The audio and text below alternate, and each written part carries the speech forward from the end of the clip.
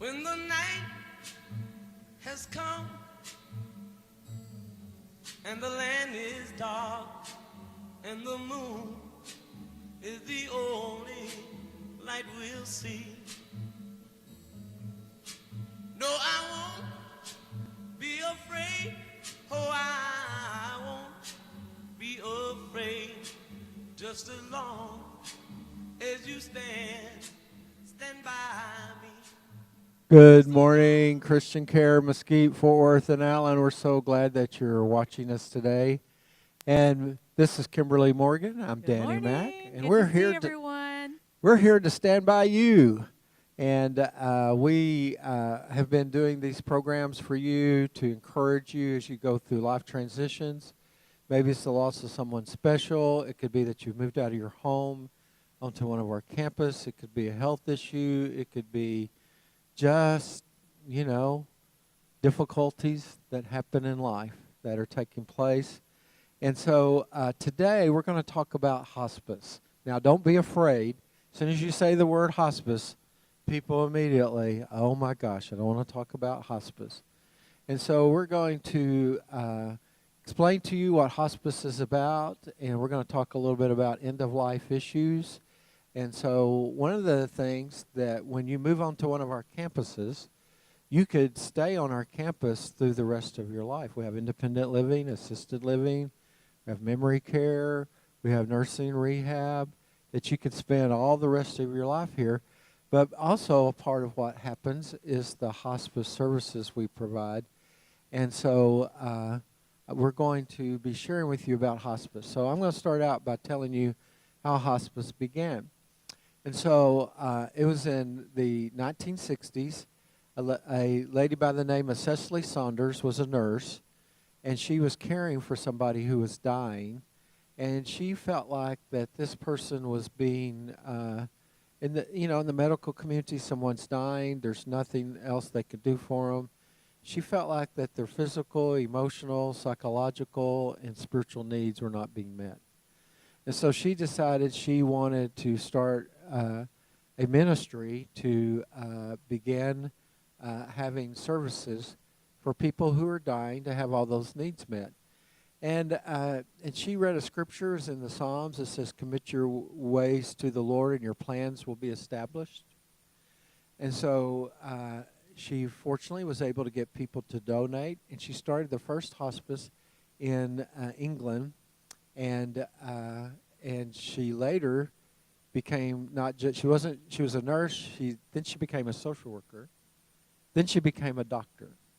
Can you imagine that? Now, this was like Cecily Saunders was an amazing lady. Then in the late 70s in the United States, Elizabeth Kubler-Ross, who wrote a great book about dying, she came up with the stages of grief. She began a hospice here in the United States. And so it became like a movement. It was a movement to challenge the medical system that oftentimes what happens at the end of life and the extra treatments that the medical system gives people is really causing more suffering than it is helping. And so the idea for hospice is to meet the physical, emotional, psychological, spiritual needs of people who are at the end of life. Then in the 1980s, it became a Medicare benefit.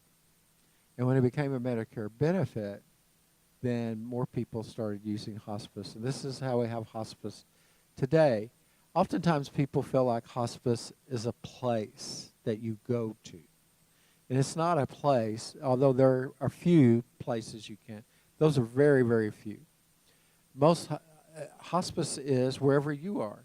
If you're here on our campus, or if you're in your home, if you're in an apartment, if you're in nursing rehab, if you are a person living under a bridge, you could get hospice services. Hospice services go wherever the patient is, wherever they are. And 99.9% of it is a Medicare or Medicaid benefit. So Kim, I'm going to let you explain what are the services you get whenever you come on hospice. Well, the services that we provide, first of all, you have an RN case manager that is assigned to you, and the RN case manager works with a hospice doctor. So you also get, in addition to whatever doctor you may have right now, you would get a hospice doctor, and that's what their training is. Our nurses are trained in end of life. That's what they do every day. There is a difference, and we have, our LVNs, we have our aides, in the on campus. But a hospice RN is different, and just it's the training. It's what she's looking for. It's what she sees happening within the body. That the everyday nurse is there, and she sees things too. But it's more of the curative, and we don't think about maybe this patient is something has happened significantly, that she could be nearing end of life, or that there's been a decline.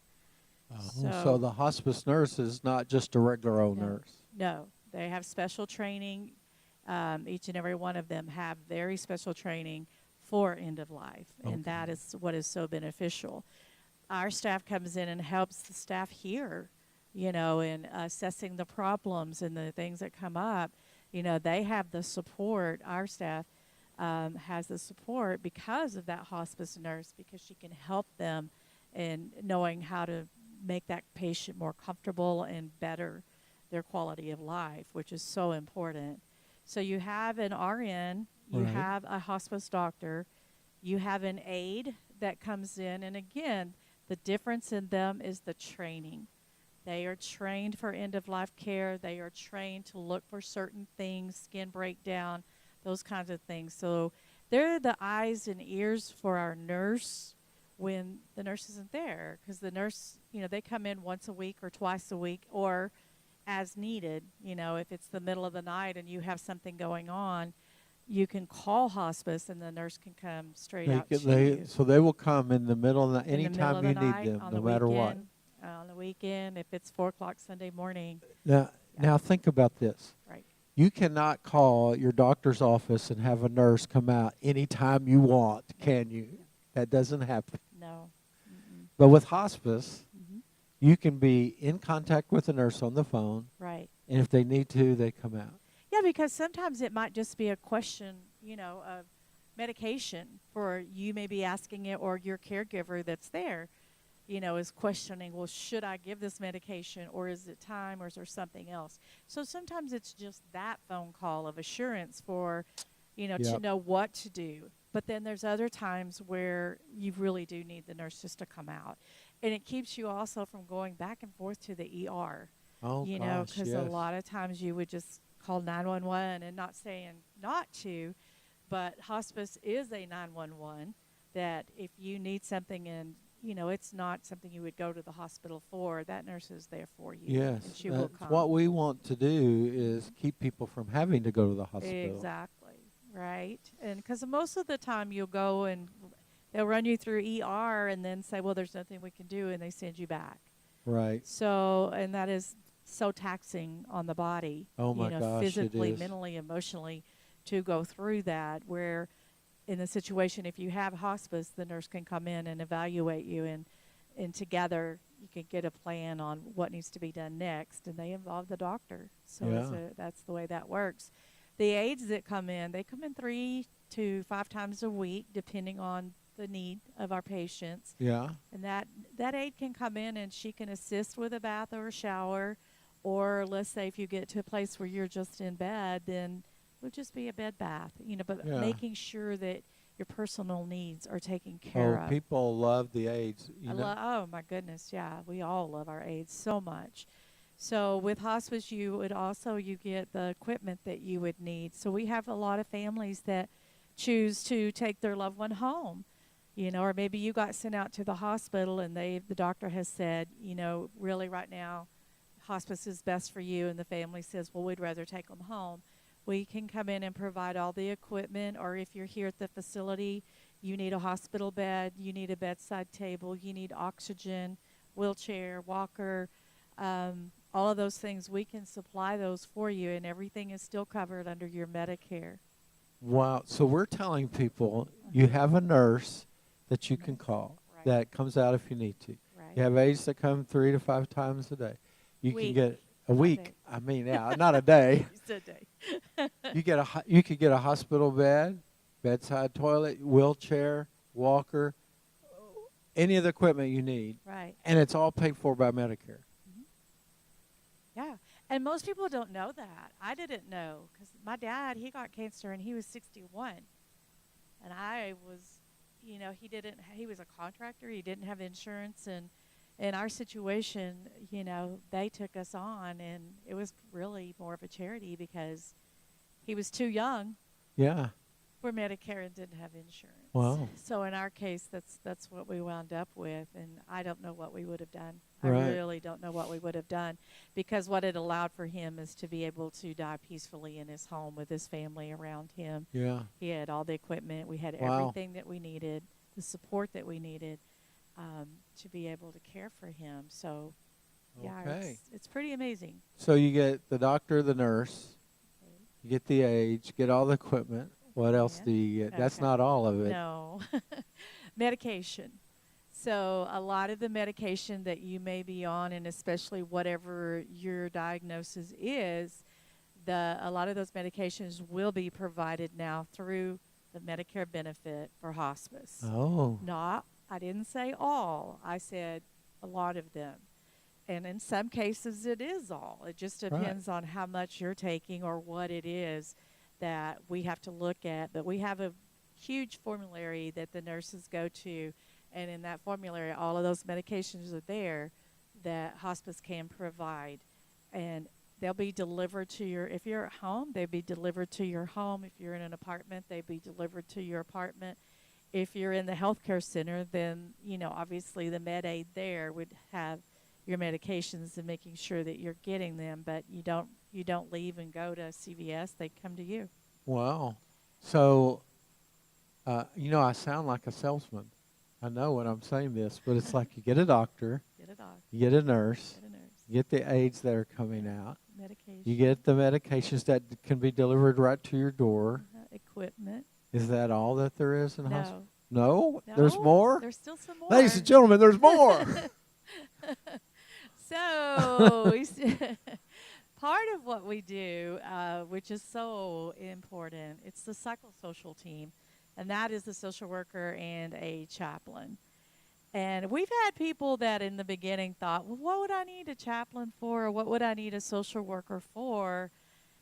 And you don't realize it until sometimes you're drawing more towards the end of life, how much you really needed that support. Yes. And we can come in and help. I've been working with a family for quite some time, and they never would let the social worker come in.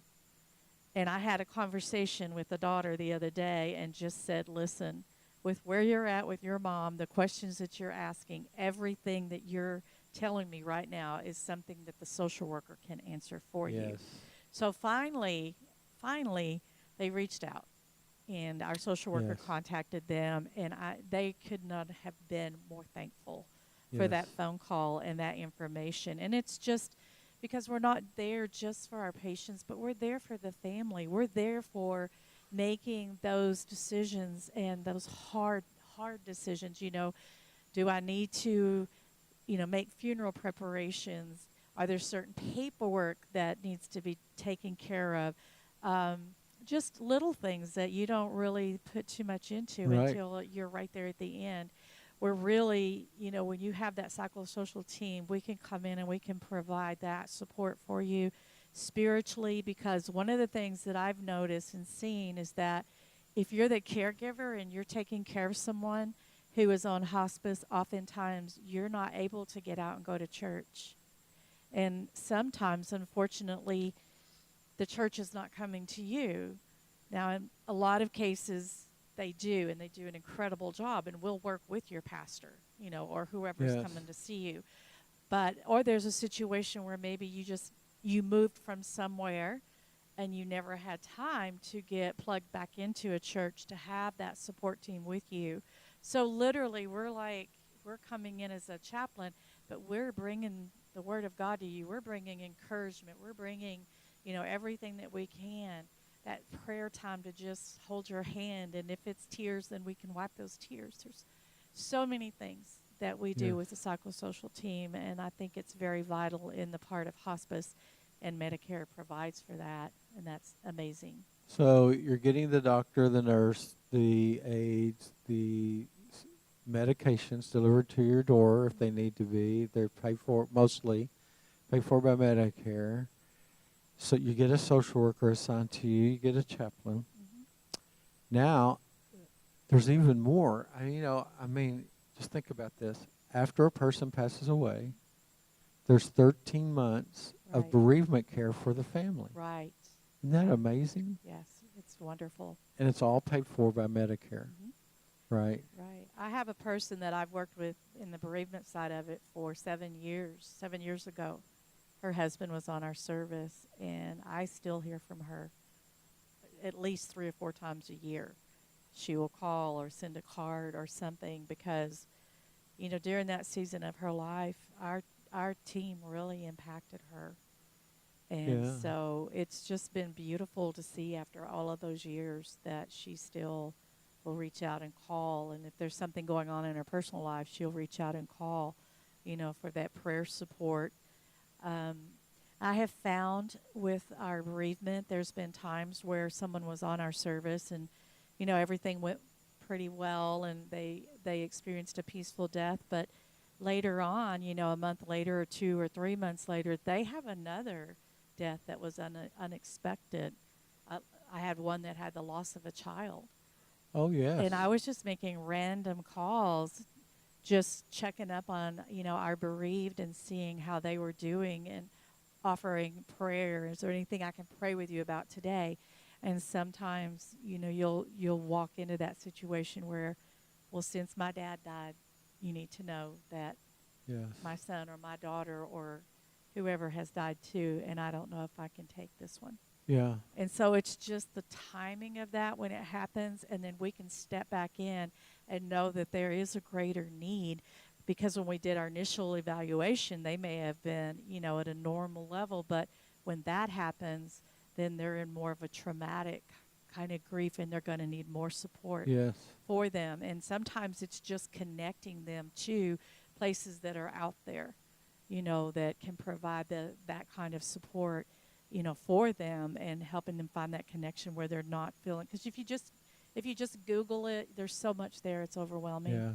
So sometimes it's just helping them to connect somewhere that's close to them with people that really have good support teams there. So that's a big Well, the one thing I know about some of our listeners, you all are in a season of your life where you're experiencing multiple losses.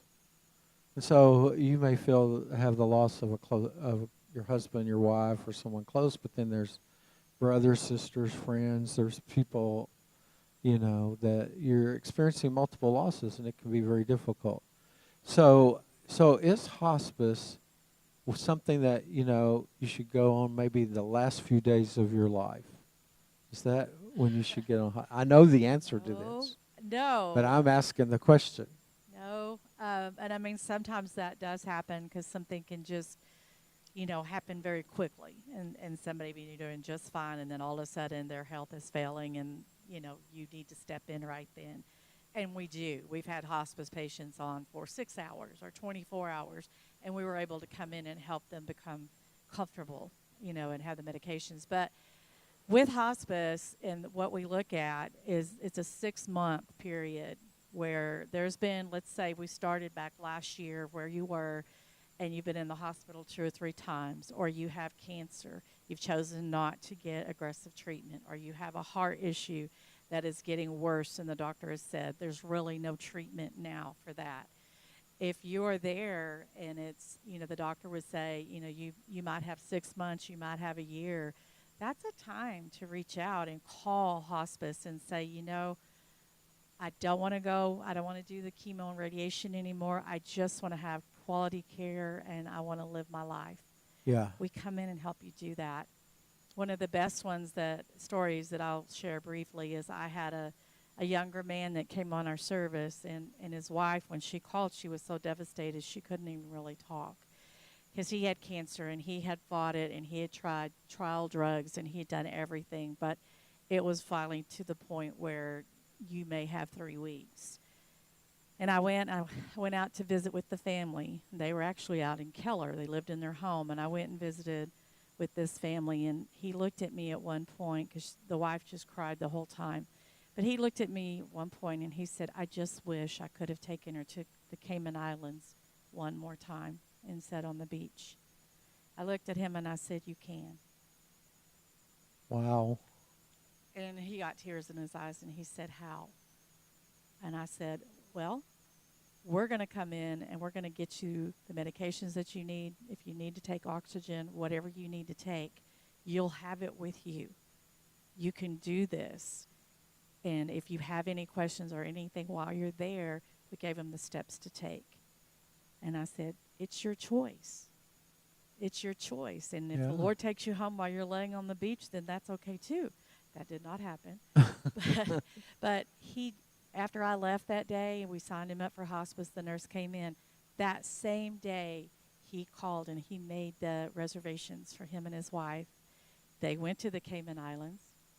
They laid on the beach together because he was sick at home, right? And he was sick in Cayman Islands. Yeah, you but can in be the sick Cayman anywhere. Islands, he was where he wanted to be. Yeah. With his wife. And something that was a happy place for them. Right. And so he came back from the Cayman Islands. We were all so excited that he went. And I think it was 7 days later he passed. I know. You know, but if they hadn't have had somebody come in and tell him that it's okay. Yes. Because quality of life and doing those things that you want to do, that's part of the dying process of being able to finish the way you want to. Absolutely. And we have found that people often start feeling better when they get on hospice because they're getting all the care. And it doesn't mean, say you come on hospice when you have a diagnosis of 6 months or less, but it doesn't mean you're going to die in 6 months. Some people get better and they come off hospice. And then years later they come back on. And so it's a tremendous benefit. There's a study done by the Institute of Medicine, and they survey people across the United States, and they ask people what do they want at the end of life. And I'm going to share with you some things they said. They said 98% want a realistic prognosis. Okay, patients and families want the truth. Oftentimes, doctors are not so good at being truthful because it's not that they're trying to be devious, it's that their job is to cure. And so they may say, well, we've had some success with this treatment. Well, you should ask the question, what does success mean?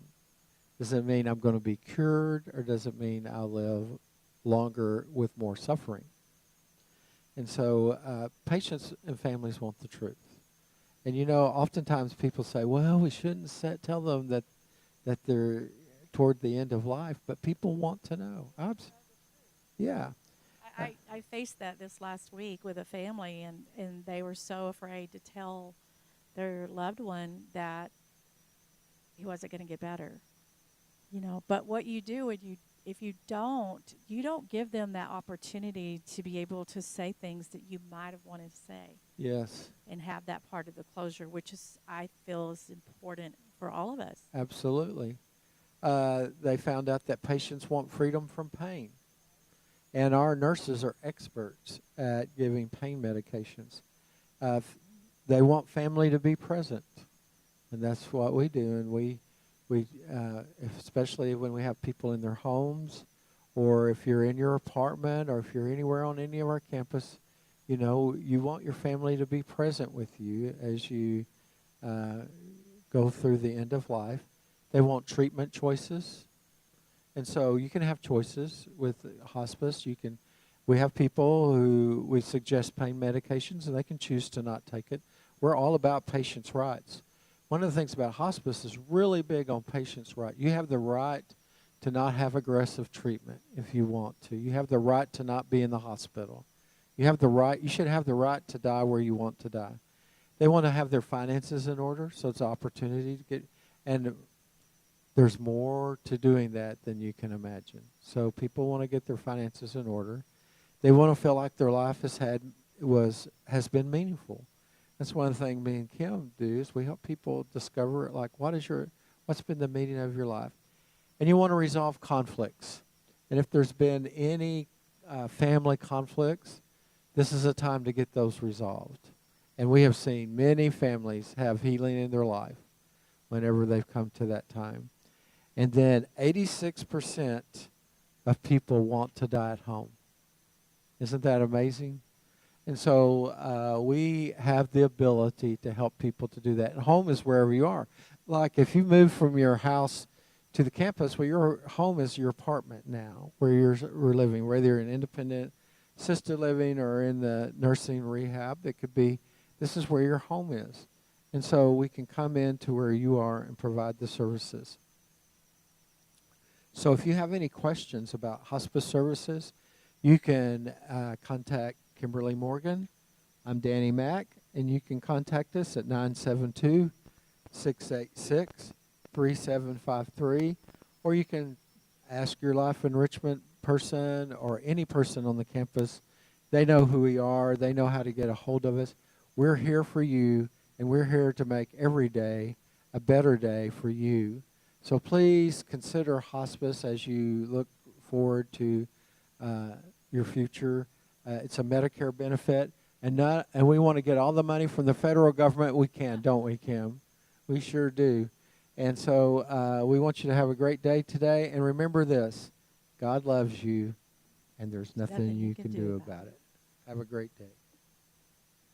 Be afraid just as long as you stand by me. So darling, darling.